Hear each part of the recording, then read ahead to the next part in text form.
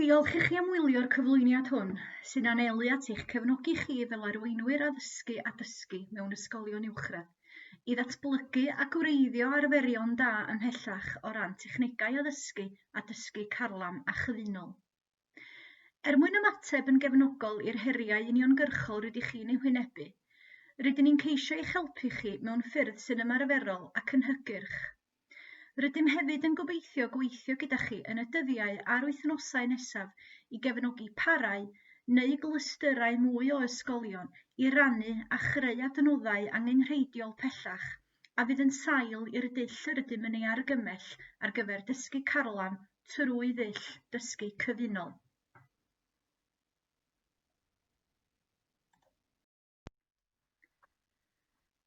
Mae llawer ohonoch eisoes yn gorfod rheoli'r broses heriol o drefnu, cefnogi a chyfathrebu model dysgu cyfunol ar gyfer disgyblion sy'n ynysu, p'un a yw hyn yn effeithio ar niferoedd bach o ddisgyblion neu grwpiau blwyddyn gyfan. Ar yr un pryd, ar gyfer pob ysgol, mae'r pwyslais ar sicrhau bod dysgu disgyblion bellach yn cael ei gyflymu, sy'n golygu bod cefnogaeth a strategaethau ychwanegol yn cael ei defnyddio i fynd i'r afael ac anghenion disgyblion nawr, fel bod ganddyn nhw'r sgiliau a'r cymhelliant i wneud cynnydd da yn ei dysgu eleni, gweithaf amgylchiadau sy'n newid a datblygu. Rhannwyd ein pecyn cymorth cychwynnol ar gyfer dysgu cyfunol â chi ym mis Gorffennaf, a chan ein bod bellach yn profi'r union sefyllfaoedd y cafodd y rhain eu paratoi ar eu cyfer, mae bellach yn adeg amserol i bwysleisio ac archwilio ymhellach yr egwyddorion pwysicaf, y gefnogaeth ymarferol a'r adnoddau pellach sydd ar gael trwy'r pecyn hwn. Pan fyddwn yn siarad am ddysgu cyfunol, mae'n bwysig cofio gwaith diweddar Michael Fullen, lle daeth i'r casgliad bod dysgu cyfunol effeithiol yn mynd i'r afael ac anghenion y disgyblion trwy fod wedi bersonoli, yn berthnasol ac yn ddeniadol. Po fwyaf y bydd y dysgu o bell yn canolbwyntio ar fyfyrwyr, y gorau y bydd yn cyflymu'r dysgu. Ond be mae hyn yn ei olygu? Wel, rydym wedi canolbwyntio ar 6 egwyddor bwysig ar gyfer addysgu a dysgu effeithiol sy'n adlewyrchu canfyddiadau Fullen, ac wedi tyrchu ymhellach i mewn i fanylion ymarferol o ran sut olwg fyddai ar yr elfennau hyn yn yr ystafell ddosbarth, a sut y gallant edrych pe bai'r disgybl yn gweithio gartref.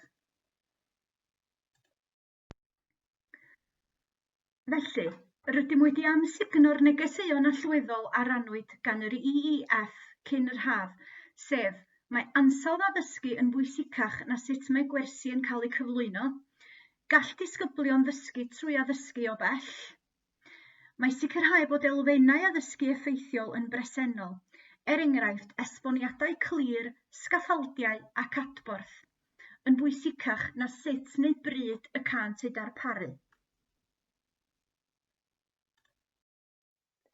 Ar y dudalen hon mae gennych chi sawl linc i ganllawiau pellach ar y 6 egwyddor allweddol rydyn ni'n teimlo sy'n cyfrannu at addysgu a dysgu effeithiol. Fan hyn mae gennych chi linc i ganllawiau pellach ar yr offer digidol sydd ar gael ac sy'n cefnogi unrhyw fodel dysgu cyfunol yr ydych yn bwriadu ei ddefnyddio. Mae yna hefyd linc i enghreifftiau o fodelau pwnc benodol. Dwi nawr yn mynd â chi drwy'r 6 egwyddor yn fanylach. Os edrychwn ar ddiffinio ac eglurder yn gyntaf, mae diffinio ac eglurder yn golygu adnabod a diffinio sut mae rhagoriaeth yn edrych. Hynny ydy beth ddylai dysgwyr allu ei wneud o ganlyniad i'r dysgu newydd hwn a chynllunio yn ôl o hynny. Mae'n ymwneud â gwybod sut mae'r gyrchfan yn edrych fel y gallwch chi gynllunio'r daith gan gynnwys yr hyn sydd ei angen arnoch ymlaen llaw i fynd ar y daith. Mae'n ymwneud â pheidio a gwneud unrhyw rhagdybiaethau o ble y dylai eich man cychwyn fod. Hynny yw beth yw'r wybodaeth flaenorol sydd ei hangen i gael mynediad i'r uned o waith hon. Os ydyn ni yn cynnal y ddelwedd yma o daith, efallai bydd angen i chi ystyried llenwi'r tanc efo petrol cyn i chi gychwyn, yn ogystal â chynllunio i ail-lenwi rhywben ar hyd y ffordd. Mae hefyd yn ymwneud â sicrhau bod eich teithwyr, hynny yw y dysgwyr, yn glir gyda'r gyrchfan a natur y daith sydd o'i blaenau. Mae dysgwyr yn fwy tebygol o lwyddo a magu hyder os ydyn nhw'n gwybod beth maen nhw'n gweithio tuag ato ac yn ymwybodol o'r meini prawf llwyddiant. Mae'r sleid hon yn canolbwyntio ar bwysigrwydd diffinio sut mae rhagoriaeth yn edrych a nodi meini prawf llwyddiant clir. Maen ymwneud â meddwl yn ddwys am yr hyn y bydd angen i ddysgwyr ei wybod, ei ddeall a'r profiadau y bydd angen arnynt, ond ogystal â pha sgiliau yma angen i ddatblygu. Bydd hyn yn caniatáu i athrawon gynllunio yn ôl a sefydlu dealltwriaeth glir gyda'r dysgwyr o'r siwrnau sydd eu hangen i gyrraedd y gyrchfan. Ar gyfer pob un o'r 6 egwyddor, rydyn ni wedi nodi sut y gallai'r egwyddor edrych y tu mewn a thu allan i'r ystafell osberth. A nodyn atgoffa chi os hoffech wybod mwy am rai egweddau, enghraifft yma, Flipgrid, yna cliciwch ar y gair glas Flipgrid a bydd yn mynd â chi at ganllawiau a fideo sy'n egluro ymhellach. Mae'r sleid nesaf yma yn canolbwyntio ar bwysigrwydd nodi a diffinio geiriau allweddol yn ogystal â phwysigrwydd adnabod a chynllunio ar gyfer gwallau a chamsyniadau cyffredin. Yma gallwn weld mewn dull cwbl ymarferol beth mae diffinio ac eglurder yn ei olygu. Dyma dudalen cyntaf yr enghraifft wyddoniaeth sy'n seiliedig ar uned tygau bioleg a'r dosbarthu. Mae hon yn un o'r enghreifftiau pwnc sydd wedi'i chynnwys yn ein canllaw dysgu cyfunol. Mae hyn yn dangos sut y gallwch chi gynllunio i gynnwys y 6 egwyddor yn eich uned waith. Mi wna i chwyddo yr adran yma mwyn i chi allu ei ddarllen. Mae'r darn yma wedi bod yn fan cychwyn i'r athro wrth gynllunio'r uned waith. Gallwch weld sut mae'r athro wedi cynllunio ar gyfer rhagoriaeth gan adnabod beth yw nodau'r uned a beth fydd y disgyblion yn gallu wneud erbyn diwedd yr uned waith. Mae hyn yn cynnwys y disgwyliadau sy'n orfodol ar bawb, hynny yw y non-negotiables, a her bellach i'r rhai mwyaf galluog. Os awn yn ôl i'r dudalen wreiddiol ac mi wna i chwyddo yr adran yma eto, gallwch weld yma sut mae'r athro wedi diffinio ac egluro'n glir y wybodaeth a'r sgiliau newydd a fydd yn cael eu datblygu yn yr uned yma. Cafodd rhain eu hadnabod trwy'r athro gynllunio yn ôl o sut mae rhagoriaeth yn edrych. Dyma ail dudalen yr enghraifft wyddoniaeth. Mae enghreifftiau ymarferol yma ar gyfer pob un o'r 6 egwyddor. Os edrychwn ar y rhan diffinio ac egluro, yn yr adran yma mi allwch gweld enghreifftiau ymarferol a phenodol o sut y gallai hyn edrych yn yr ystafell dosbarth a thu allan iddi. Mae yna adran debyg ar gyfer pob un o'r 6 egwyddor. Gallwch ddatblygu geirfa allweddol trwy greu cardiau fflach Quizlet, naill ai trwy greu cwestiynau eich hun neu defnyddio ac addasu rhai sydd yna yn barod ar y wefan. Gallwch fodelu rhagoriaeth trwy rannu meini prawf llwyddiant enghreifftiol. A gwneud defnydd o docyn gadael trwy Google Forms i sicrhau bod y gyrchfan dysgu a'r siwrnau yn glir y meddyliau dysgwyr. Y syniad gyda'r enghreifftiau pwnc yw i ddangos sut y gallwch chi gynllunio ar gyfer unrhyw senario, os yw'r holl ddysgwyr yn yr ysgol, gartref neu'n gyfuniad o'r ddau. I ddarganfod mwy am yr egwyddor yma, mae darllen pellach a chyfeiriadau at yr ymchwil cefndirol ar y dudalen, ac mae'n cynnwys linciau i chi. Yr egwyddor nesaf yw adolygu ac adalw. Mae hyn yn golygu ail-edrych ar ddysgu blaenorol ar ôl bwlch o amser, a hynny i sicrhau nad yw'r hyn a ddysgwyd yn flaenorol yn cael ei anghofio. Yn y bôn, maen nhw'n wneud â chanolbwyntio ar gael gwybodaeth allan yn hytrach na cael gwybodaeth i fewn. Felly pam i fod yn bwysig? Yn seiliedig ar ganfyddiadau ymchwil helaeth, profwyd fod arfer adalw yn offeryn pwerus ar gyfer gwella dysgu. Os caiff ei wneud yn effeithiol, credwn y gallai gael effaith wirioneddol ar gyflymu'r dysgu yn ystod y tymor hwn. Cynhaliodd Herman Ebbinghaus astudiaeth arno hun o gwmpas 1880 a chynhyrchodd y graff hwn. Er bod yr arbrawf ei hun wedi seilio ar allu un person yn unig i gofio ei ddysgu, mae cryn dipyn o ymchwil ers hynny wedi canfod ei fod mewn gwirionedd yn ddarlun eitha cywir o'r hyn sy'n digwydd i'n cof ni pan dysgwn wybodaeth newydd. Mae yna fersiynau gwahanol o'r gromlin ar gael, ond maen nhw i gyd yn dangos yr un peth yn y bôn, sef bod ein cof am wybodaeth sydd newydd ei ddysgu yn cael ei leihau hyd at 50% mewn mater o ddyddiau neu wythnosau. Oni bai ein bod yn bwrpasol yn adolygu'r deunydd. Mae'r dehongliad hwn o'r gronlyn yng nghofio yn dangos yr effaith y mae arfer a dalw yn ei gael ar y cof gweithio, ar yr amod i fod wedi fylchu allan yn briodol. Mae adolygiad dyddiol yn bwysig er mwyn dod â dysgu blaenorol o'r werth ddiwethaf i'r cof. Ni ddylem synnu os nad yw dysgwyr yn cofio popeth ar unwaith, mae'n debygol iawn na wnânt. Mae ymarfer adfer yn dechneg bwerus ar gyfer adeiladu'r rhugl-der a hyder, ac mae'n arbennig o bwysig os ydyn ni ar fin cyflwyno dysgu newydd, gan fod gwybodaeth yn adeiladu ar wybodaeth. Offeryn ydy ymarfer adfer i ysgogi dysgu blaenorol perthnasol i'r cof gweithredol. Does dim ots os nad yw dysgwyr yn cofio popeth ar unwaith, mae'r weithred syml o feddwl yn ôl ac adfer gwybodaeth yn gwella'r dysgu. Mae'r ymdrech i geisio cofio yn cryfhau'r llwybrau niwral. Mae ymchwil yn dangos bod dysgwyr sydd wedi arfer ag ymarfer a dalw rheolaidd yn llai pryderus. Mae hefyd yn ymarfer sy'n magu hyder dysgwyr. Yn gyffredinol, dyma'r materion allweddol sydd angen ei ystyried wrth gynllunio arfer a dalw. Strategaeth ddysgu yw ymarfer a dalw, nid offeryn asesu. Yn amlwg mae angen offer asesu arnom a byddem yn siarad mwy am hyn nes ymlaen, ond ar gyfer ymarfer a dalw dyddiol wythnosol rheolaidd, rhaid pwysleisio mae strategaeth ydyw ar gyfer dysgu ac i fagu hyder dysgwyr. Dylai ymarfer a dalw helpu'r dysgu, nid asesu'r dysgu. Mi wna i ehangu mwy ar rhai i'r pwyntiau bwled. Gwneud yn hylaw o ran amser. Pidwch â gadael iddo gymryd drosodd eich gwers. Gall ymarfer a dalw fod yn dasg cychwynnol am 50 munud. Dylai gynnwys pawb a dylai'r dysgwyr i gyd allu cwblhau'r dasg yn yr amser a roddir. Nodi'r wybodaeth. Yn gyffredinol, mae'n fwy effeithiol os yw dysgwyr yn gwybod y set wybodaeth y bydd unrhyw adferiad yn seiliedig arni, fel y gallent astudio, paratoi a hunanwirio.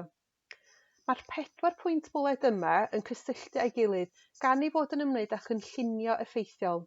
Yn lle dewis topigau blaenorol ar hap i ail-edrych arnynt ar gyfer ymarfer a dalw, gall fod yn fwy effeithiol os caiff ei gynllunio allan. Ystyriwch a oes topigau allweddol na ddeallwyd cystal y tymor diwethaf ac mae angen i chi gynnwys yn yr uned newydd o waith. A oes sgiliau rhagofynol sydd ei angen i gael mynediad i'r uned yma o waith, neu'r wers hon y gallech chi hymgorffori mewn ymarfer a dalw. Os ydych chi'n meddwl am dopig penodol, ystyriwch fapio pryd a pha mor aml y mae angen i chi ail-edrych ar y topig hwn.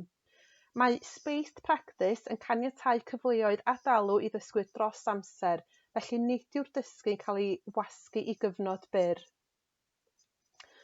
Annog dysgwyr i ateb o'r cof. Yn ei lyfr Rosenshine's Principles in Action, mae Tom Sherrington yn dweud bod angen i fyfyrwyr archwilio eu cof i wirio'r hyn y maent yn ei wybod a'i ddeall. Mae hyn yn golygu cael gwared o gardiau clyw, sgaffaldiau a ffablenni twyllo. Mae'n golygu cau'r llyfrau a gwneud i fyfyrwyr feddwl drostynt eu hunain. Hunanfarcio marcio gan gymheiriaid. Mae angen i ddysgwyr gymryd perchnogaeth o'i dysgu. Mae hyn hefyd yn cysylltu nôl ar pwynt ei wneud yn hylaw o ran amser, gan fod hyn nid yn unig yn cyfeirio at strwythur y wers, ond yn cyfeirio at ei wneud yn haws o ran rheolaeth amser i athrawon. Mae'r pwynt bwled ola ar y rhestr Gwnewch yn sôn am lythrennedd a rhifedd.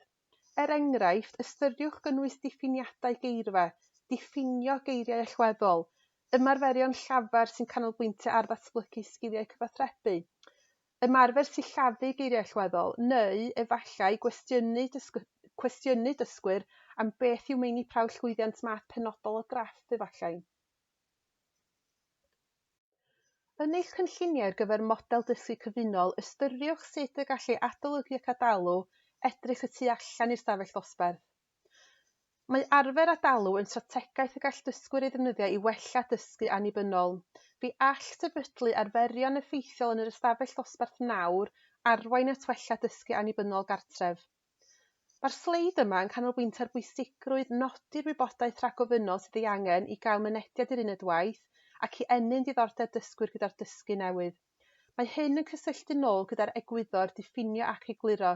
Bydd adolygu cyson a chysylltu a dysgu blaenorol yn helpu i adeiladu'r darlun mawr ac yn galluogi dysgwyr i ddeall y pwrpas a pham ei bod yn dysgu'r hyn y maent yn ei ddysgu.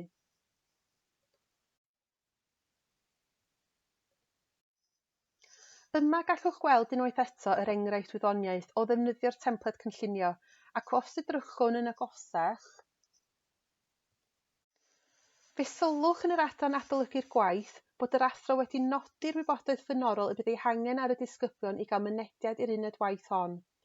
Bydd angen adolygu hyn a'i adfer fel sgaffold ar gyfer dysgu newydd.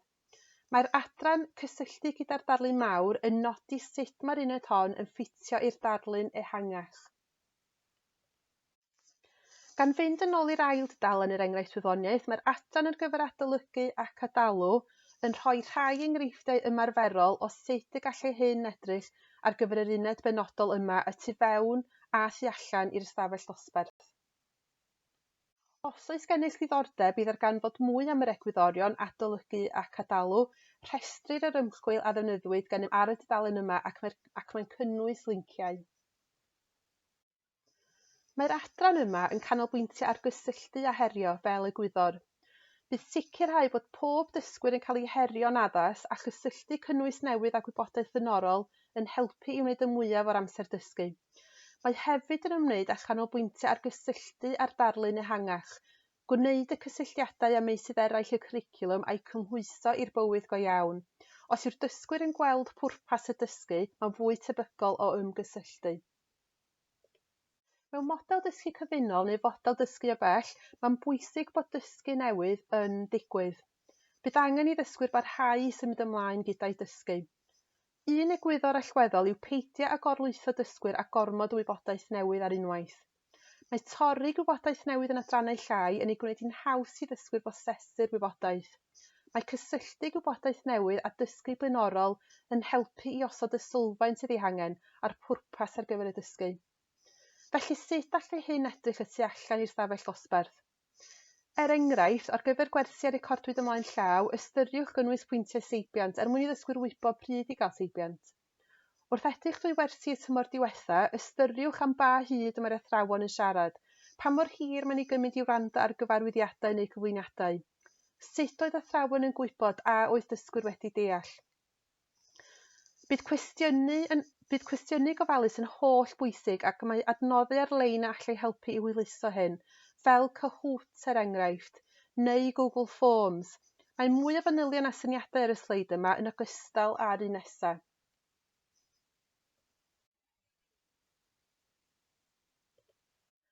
Gan fynd yn ôl at yr enghraifft wyddoniaeth rydym yn ei defnyddio, os cymerwch olwg fanylach ar yr adran cysylltu gyda'r darlun mawr a ei wneud yn real,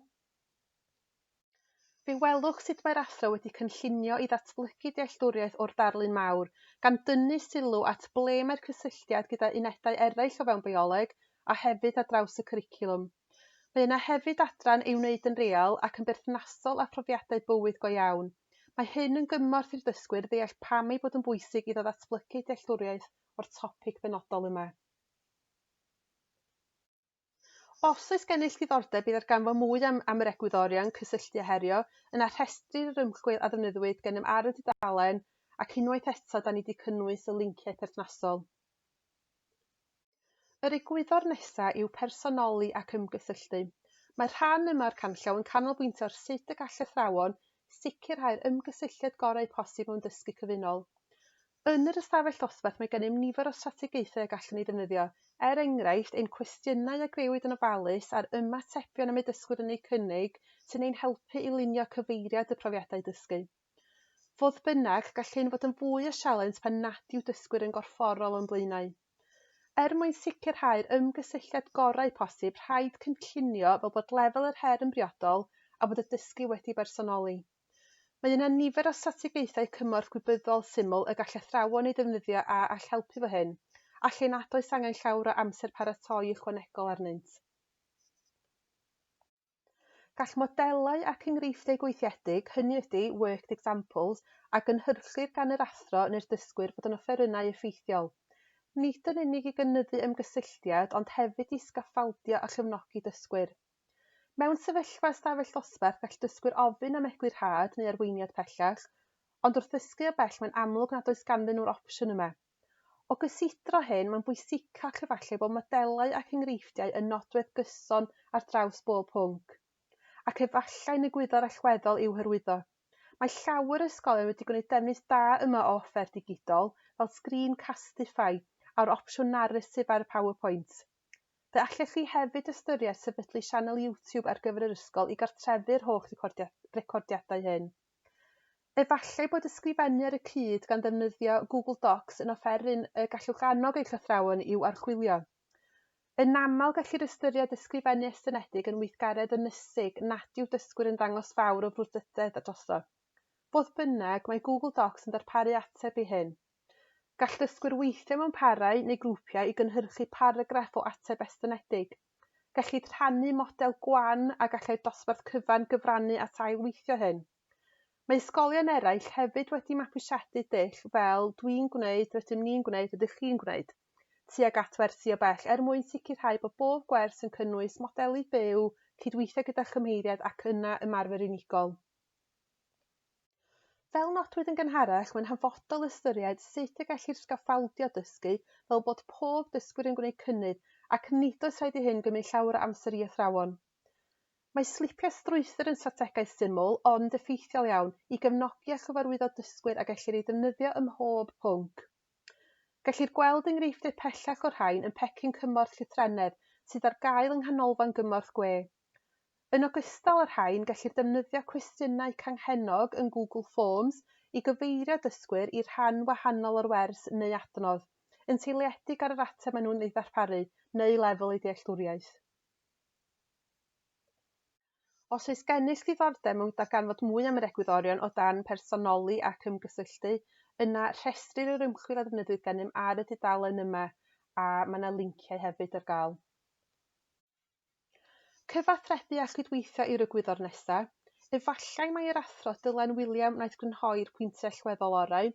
Nododd mai un o'r arfau mwyaf pwerus yn yr ystafell ddosbarth yw tanio dysgwyr i fod yn adnoddau i'w gilydd, oherwydd gall deialog a rhyngweithio gyda chyfoedion ymhelaethu a dyfnhau gwybodaeth a dealltwriaeth yn sylweddol.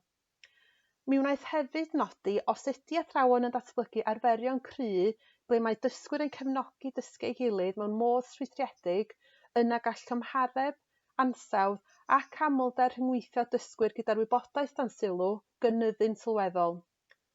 Unwaith eto, mae'n llawer haws cyflawni hyn yn yr ystafell ddosbarth lle mae'r dysgwydd o'n blaenau. Ond eto, efallai bod yr egwyddor hon yn bwysigach nac erioed wan gan ei bod i gyd yn gwybod pa mor ynysig y gall gweithio heb gyfoedion fod. Efallai bod yn werth ystyried pa mor hyderus y mae eich athrawon yn teimlo i gynllunio a hwyluso cyfleoedd lle gall dysgwyr rhyngweithio a rhannu ymatebion mwyn dyfnhau'r dysgu. Mae dylunio tasgau lle gall dysgwyr wneud cyfraniadau rhyngddynt yn annog cydweithredu hyd yn oed os yw dysgwyr yn gweithio o bell. Rydym eisoes wedi sôn am ysgrifennu ar y cyd gan ddefnyddio Google Docs, ond mae yna offerynnau eraill a all wneud y cydweithrediad hwn yn bosib. Ystyriwch efallai gofyn i'ch staff rannu eu teclyn digidol mwyaf defnyddiol i wneud hyn. Yna gallai'r rhain cael eu coladu a'i rhannu ar draws yr ysgol. Efallai y bydd Flipgrid yn un offeryn gallwch archwilio ymhellach gyda'ch staff. Mae'r offeryn hwn yn caniatáu athrawon bostio tasg gydag arweiniad neu gyfarwyddiadau a meini prawllwyddiant. Mae dysgwyr wedyn yn ymateb i'r dasg a osoddir ar lafar, yna caiff yr holl ymatebion neu storio mewn oriel y gall yr athro yn unig ei weld i ddechrau. Ond ar ôl ei gymedroli, gellir sicrhau bod y dosbarth cyfan yn cael mynediad i atebion o ansawdd uchel. Un offeryn yn unig i hwn ac mae nifer o rai eraill ydym wedi cyfeirio atynt yn yr adran hon, a allai fod yn ddefnyddiol i chi. Mae'r sleid nesaf hon yn archwilio pa mor bwysig yw cyfathrebu rhwng athrawon, dysgwyr a rhieni yn y broses o dysgu o bell. Yn yr adran hon fe welwch syniadau ymarferol pellach ynglŷn â sut y gellir cryfhau hyn. Os oes gennych ddiddordeb i ddarganfod mwy am yr egwyddorion o dan cyfathrebu a chydweithio, yna rhestrir yr ymchwil a ddefnyddiwyd gennym ar y dudalen hon sy'n cynnwys linciau. Ein chweched egwyddor ar un ola ydy asesu ac adborth. Mae sicrhau bod pwyntiau asesu allweddol yn ei le a chraffu ar gyrhaeddiad a chynnydd dysgwyr i liwio cynllunio yn y dyfodol yn rhan hanfodol o addysgu a dysgu. Mae hefyd yn un o'r agweddau anoddaf i gael y cydbwysedd cywir o dan ein hamgylchiadau presennol. Mae angen ystyried yn ofalus pa mor aml y mae angen asesiadau crynodol, ac efallai y gallu canolbwyntio yn aml ar asesiadau ffurfiannol, risg isel fod yn allweddol ar gyfer y tymor hwn. Hynny yw asesu ar gyfer dysgu yn hytrach nag asesu'r dysgu. Bydd adborth effeithiol hefyd yn hanfodol wrth symud y dysgu yn ei flaen. Mwyn i adborth cael unrhyw effaith gwirioneddol, ystyriwch a fydd yr hyn rennir efo dysgwyr yn ateb y cwestiynau hyn. Ble ydw i'n mynd, sut ydw i'n gwneud, a ble nesaf? Felly sut olwg fyddai ar hyn y tu allan i'r stafell ddosbarth? Mwyn hwyluso creu eich asesiadau risg isel eich hun, mae llwyfannau digidol ar gael fel ffurflenni Microsoft neu Google, neu defnyddio Padlet, Polls neu Quizlet i gasglu atebion dysgwyr. Mae yna lwyfannau digidol sy'n cynnwys asesiadau parod a chwestiynau y gallwch chi eu haddasu i'ch anghenion. Enghraifft, mae diagnosticquestions.com yn un wefan am ddim a all wneud hyn. Mae hefyd yn caniatáu chi rhoi eich dosbarthiadau arno a'i cyfeirio tuag at asesiadau penodol. Mae'n caniatáu i chi gael mynediad a sgynnydd dysgwyr unigol yn ogystal â chynnydd dosbarth cyfan, ac mae'n cynnwys dadansoddiad diagnostig o'u hatebion. Offeryn defnyddiol i ddod i adnabod camsyniadau allweddol. Gall yr athro barhau i gyflwyno adborth ysgrifenedig mewn model dysgu cyfunol, fodd bynnag efallai na fydd hyn bob amser yn ymarferol, gan ddibynnu ar y dasg dan sylw. Ystyriwch ddefnyddio Vocaroo pan fyddai adborth llafar yn addas. Mae Vocaroo yn wasanaeth recordio llais y gallwch chi ei atodi'n hawdd i unrhyw ddarn o waith ar-lein. Wrth edrych yn ôl ar yr enghraifft wyddoniaeth unwaith eto, os ydrwchwn yn fanylach ar yr adran dangos, gallwch weld sut mae'r athro wedi cynllunio i asesu cynnydd yn yr uned hon. Mae hyn yn cynnwys asesu y wybodaeth a'r sgiliau fynd ffocws i'r uned. Rydyn ni wedi siarad am adolygu ac adalw yn gynharach. Bod arfer adalw yn strategaeth ddysgu, mae cysylltiadau clir hefo asesu. Bydd ymarfer adalw rheolaidd yn helpu i baratoi dysgwyr ar gyfer asesiadau ac arholiadau. O ystyried y pwysau a'r pryder y bydd ein grwpiau tygau ac lefel A yn eu teimlo eleni wrth baratoi at arholiadau, mae'n werth i chi ystyried effeithiolrwydd eich ymarfer adalw, gan bod ymchwil yn dangos perthynas gadarn rhyngtho a pherfformiad mewn arholiadau. I ddarganfod yr ateb i'r cwestiwn sydd ar y sgrin, gofynnodd ymchwilwyr i hanner i myfyrwyr adolygu trwy wneud llawer o gwisiau ymarfer adalw, ac i'r hanner arall adolygu trwy ail-ddarllen darnau allweddol o destun.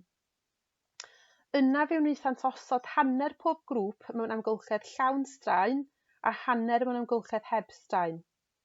Wedyn wnaethant ati i gofnodi faint roeddent yn gallu ei gofio. Y prif ganfyddiadau oedd bod y rhai oedd wedi adolygu gan ddefnyddio ymarfer adalw yn perfformio'n well na rhai oedd wedi ail-ddarllen eu nodiadau'n unig, a hynny o rhwng 17 i 26%. O dan yr amgylchiadau llawn straen, fe wnaeth y rhai a astudio trwy ail-ddarllen eu nodiadau berfformio hyd at 32% y waith. Ni wnaeth yr amgylchiadau llawn straen effeithio negyddol ar gof y rhai a ddefnyddio ymarfer adalw o gwbl. Roedd ymarfer adalw mor effeithiol wrth weithredu yn erbyn effaith negyddol ar y cof, fel bod y myfyrwyr categori llawn straen oedd yn ymarfer adalw yn perfformio'n well na rhai oedd yn y categori heb straen oedd wedi defnyddio'r dechneg ail-ddarllen ar gyfer ei adolygu. Os oes gennych ddiddordeb i ddarganfod mwy am yr egwyddorion asesu ac adborth, yna rhestrir yr ymchwil a ddefnyddiwyd gennym ar y dudalen hon gyda linciau. Wrth ystyried y 6 egwyddor a nodwyd yn ein canllaw dysgu cyfunol, dyma grynodeb o gwestiynau allweddol i'w gofyn neu ei defnyddio fel esgogiad ar gyfer trafodaethau, ac i helpu i liwio'ch model dysgu cyfunol i'r cyfeiriad cywir. Mi wnawn ni edrych rŵan ar ychydig o'r offer digidol a all fod o fydd i chi. Bydd troslais ar ambell sleid i enghreiffdio a rhoi peth manylder, ond nid ar bob un. Yn gyntaf, hoffwn dynnu eich sylw at Flipgrid. Mae Flipgrid yn arf hynod o ddefnyddiol ar gyfer annog cydweithio a rhannu ymatebion dysgwyr mewn amgylchedd diogel. Bydd y tiwtorial ar hwb yn rhoi arweiniad pellach i chi ynghylch sut mae ei ddefnyddio.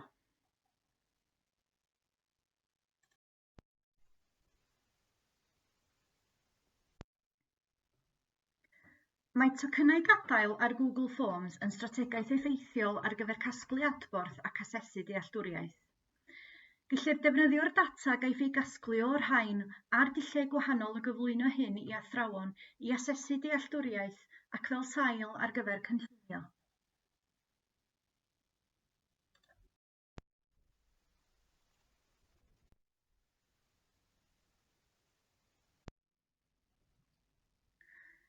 Gan adeiladu ar y tocynnau gadael, mae cwestiynau canghennog ar y Google Forms yn cynnig ffordd syml i athrawon gyfeirio dysgwyr at dasgau neu adnoddau penodol yn seiliedig ar ei lefel dealltwriaeth neu haen mynediad. Gall defnyddio'r rhain helpu i bersonoli'r dysgu pan fydd myfyrwyr yn gweithio o bell.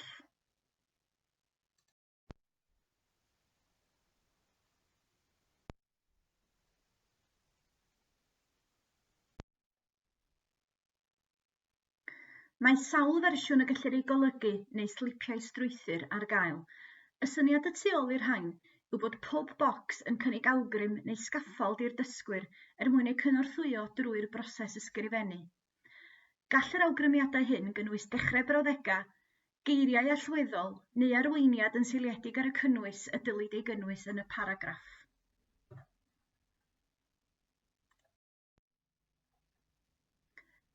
Gellir defnyddio waliau Padlet mewn sawl ffordd, ac maen nhw'n hawdd eu creu.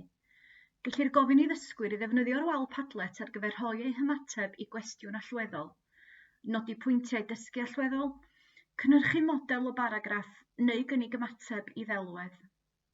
Gall pob aelod o'r dosbarth weld yr ymatebion hyn, sydd felly'n dyfnhau a datblygu dealltwriaeth a chynyddu cydweithio rhwng dysgwyr pan nad ydynt mewn sefyllfa dosbarth traddodiadol.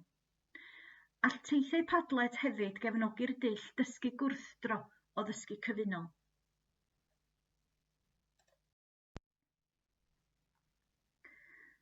Mae cysylltiadau cynhyrchiol rhwng y cartref a'r ysgol yn bwysig mwyn cefnogi'r broses ddysgu gyfunol.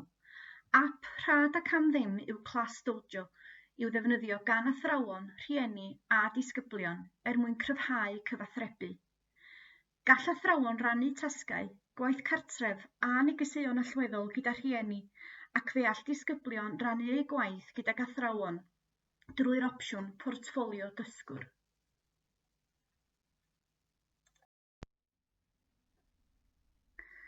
Felly, i gloi, rydym yn gobeithio bod rhywbeth yma fydd yn ddefnyddiol i chi. Rhai syniadau newydd efallai neu ddulliau a fydd yn cefnogi eich cynllunio yn y cyfnod yma.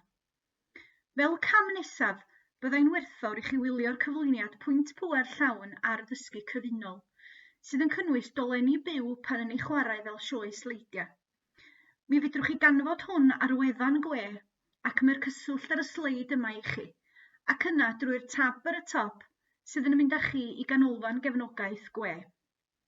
Mae yno lawer mwy o ddogfennau ac adnoddau i'ch cefnogi chi fan hyn. Felly, pan gewch chi gyfle, archwiliwch beth sydd ar gael i chi. Yn olaf, rydyn ni yma i barhau i'ch cefnogi. Mae croeso i chi gysylltu am ragor o fanylion neu gymorth ychwanegol drwy eich ymgynghorydd cyswllt neu eich arweinydd craidd.